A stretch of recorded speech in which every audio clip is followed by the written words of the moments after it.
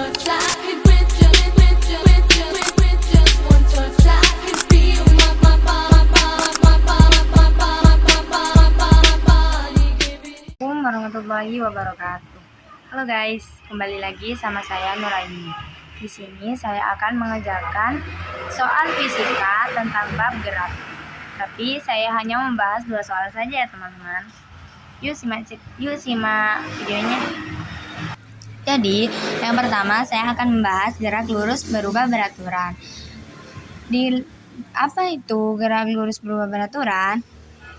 Yaitu gerak benda pada lintasan lurus dengan kecepatan yang berubah secara teratur, baik naik ataupun turun, karena diakibatkan percepatan tetap. Di gerak lurus berubah beraturan ada beberapa keterangan yang harus diketahui. Yang pertama, kecepatan memiliki simbol V, percepatan memiliki simbol A, jarak memiliki simbol S, dan waktu memiliki simbol T. Kita langsung masuk ke contoh soalnya teman-teman. Sebuah benda bergerak dari keadaan diam dengan percepatan tetap 5 meter per sekon. Hitunglah kecepatan dan jarak yang ditempuh benda setelah 10 detik. Jadi kita bakal ngitung kecepatan akhirnya. Diketahui V0, kecepatan akhir 0 karena diam. A sama dengan 5 meter per sekon kuadrat. T sama dengan 10 sekon. Karena yang ditanya kecepatan akhir dan jarak, kita hitung dua-duanya ya teman-teman. Vt plus S. Kita hitung kecepatan akhirnya dulu. Menggunakan rumus Vt sama dengan V0 plus A kali T. Vt sama dengan 0 ditambah 5 dikali 10. Vt sama dengan 50 meter per sekon. Oke, lanjut kita hitung jarak tempuhnya. E sama dengan V0 kali T plus 1/2 dikali A kali T kuadrat. E sama dengan 10 ditambah 1/2 kali 5 kali 10 kuadrat. 10 kuadrat itu sama dengan 100 ya teman-teman. Jadi E sama dengan 0 plus 1/2 dikali 5 dikali 100. Jadi E sama dengan 250 meter.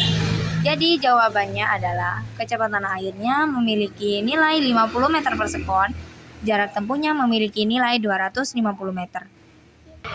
Oke teman-teman, karena waktunya belum habis, durasinya juga belum nyampe, kita lanjut ngerjakan soal yang nomor 2.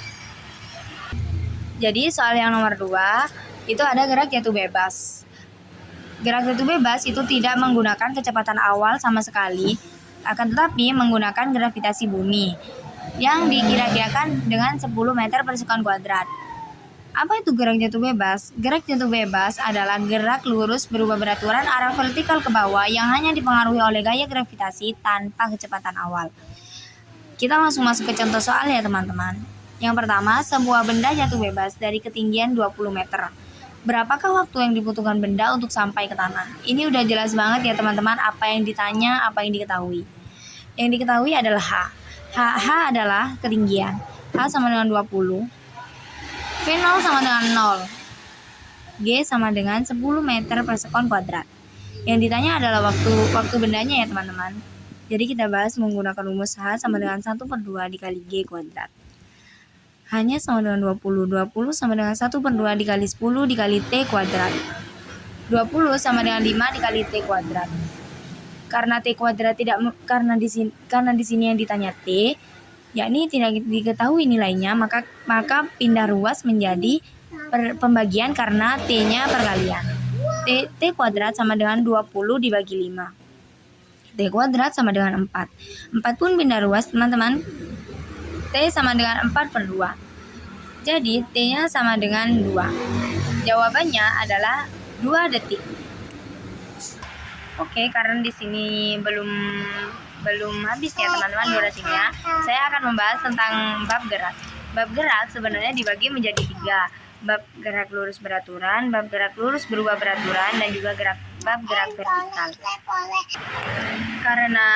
Karena saya hanya 5 menit durasinya, jadi saya membahas 2 saja, gerak lurus berubah beraturan, juga gerak vertikal. Karena gerak lurus beraturan itu hampir sama dengan gerak lurus berubah beraturan. Oke teman-teman, sekian video dari saya. Terima kasih sudah menonton sampai akhir. Kurang lebihnya mohon maaf. Wassalamualaikum warahmatullahi wabarakatuh.